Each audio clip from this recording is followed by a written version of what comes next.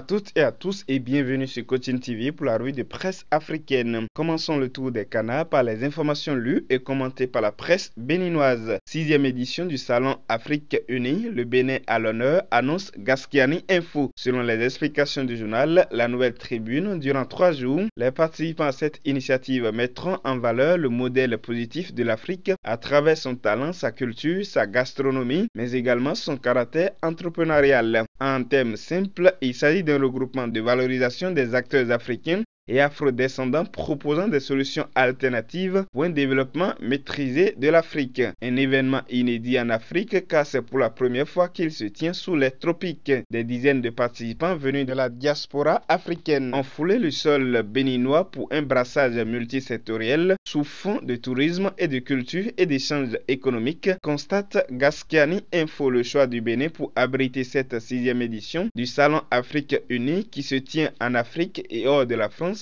où elle s'est toujours tenue, se justifie par le fait que le Bénin est un pays en pleine mutation, dynamique sur le plan économique, touristique, par la mise en lumière de son riche patrimoine, un climat des affaires plus rassurant, offrant des garanties en matière d'investissement, rappelle la Nouvelle Tribune. Carton vert pour le Bénin donc, qui ne cesse d'émerveiller de par le monde entier. Tout ceci n'est possible que grâce au leadership du président Patrice Talon qui, à en croire la fraternité, est au sommet Arabie Saoudite-Afrique depuis le vendredi passé pour de nouveaux accords bénéfiques pour notre pays. Cette rencontre de haut niveau va permettre au Royaume d'Arabie Saoudite de renforcer sa coopération politique et économique, notamment au niveau du développement et des investissements avec les pays africains, explique la nation. La Nouvelle Tribune ajoute que l'occasion sera aussi saisie par le président pour signer plusieurs accords de coopération avec l'Arabie Saoudite. Ceux-ci incluent le financement du projet de construction d'un lycée scientifique à Porto Novo et la construction d'une école normale supérieure destinée à la formation des instituteurs à Parakou. Soulignons que cette rencontre est une première entre l'Arabie Saoudite et les pays africains pour parler développement, comme c'est le cas avec les sommets Afrique-Chine, Afrique-États-Unis et autres.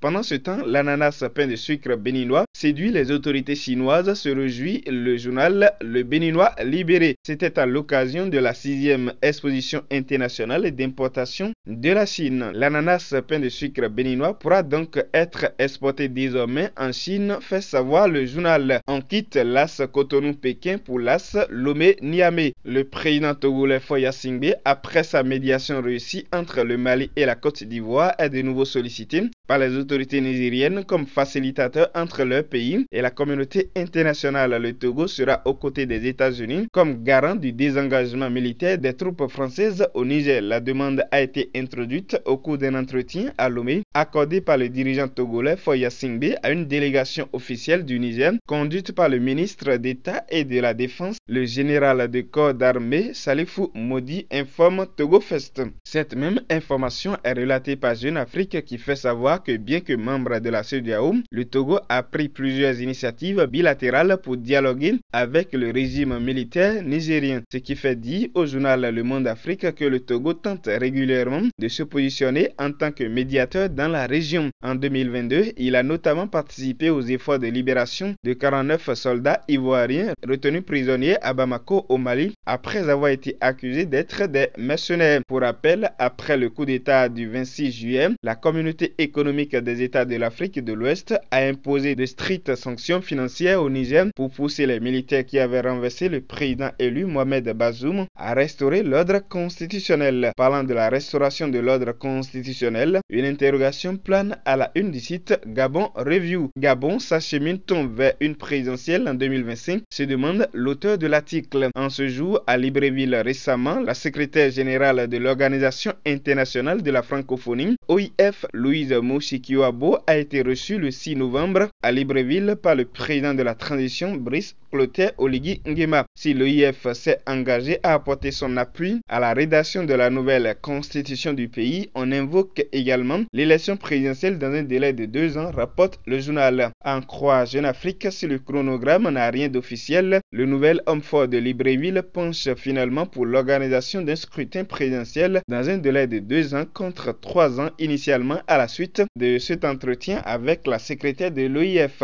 En tout cas, après le renversement de Ali Bongo, Brice Oligui Nguema ne cesse de rassembler les Gabonais autour du développement à travers des actes de paix qu'il pose et on ne peut que lui souhaiter de continuer dans ce sens. Par ailleurs, pour une fois, l'homme fort du Gabon est sorti du continent pour se rendre aussi à Riyad où s'est tenu le sommet Arabie Saoudite-Afrique. Selon une source proche de la présidence approchée par RFI au sommet de Riyad, le général Oligui Nguema a plaidé en faveur de la protection de l'environnement, notamment les forêts du bassin du Congo qui couvrent plus de 85% du territoire gabonais. Tout ceci contribuera à la paix en Afrique. Les actes de paix en Afrique sont déjà palpables au Tchad où par exemple l'opposant Sucé Masra est de retour signe d'une décrispation politique. Le président du parti, les transformateurs, avait fui le pays au lendemain de la répression sanglante des manifestations du 20 octobre 2022, souligne Le Monde Afrique. Rappelons que le Tchad est un pays en transition à la mort du père Idriss Déby. La manifestation avait été organisée pour dénoncer la gestion de la transition, mais à présent, on peut dire que l'opposition et le gouvernement de transition ont fumé le calumet de la paix sous le leadership du président Félix Tshisekedi qui a mené les négociations. À la une au Ghana, à présent, les élections présidentielles de 2024 commencent par attiser l'appétit des partis politiques. Selon les informations relayées par Le Monde Afrique, le parti au pouvoir au Ghana a désigné samedi 4 novembre l'actuel vice-président du pays, Mahamadou Bawumia, comme candidat à l'élection présidentielle de 2024 qu'il espère faire succéder au chef de l'État sortant, Nana Akufo-Addo, à la tête du pays depuis 2017. Il affrontera en 2024 l'opposant John Dramani Mahama, 64 ans, ancien président de 2012 à 2017 et choisi en mai pour porter à nouveau les couleurs de son parti, le Congrès national démocratique NDC. Depuis l'entrée du pays dans le multipartisme en 1992, les alternances politiques se sont faites pacifiquement au Ghana. En tout cas, tous les signaux montrent encore que ça sera le cas pour les élections prochaines afin que la démocratie africaine puisse encore triompher. Concluons cette revue par la page des informations sur le coaching. L'éclairage du coach nous a parlé cette semaine du meilleur investissement. Entendez par investissement une dépense immédiate dans le but de produire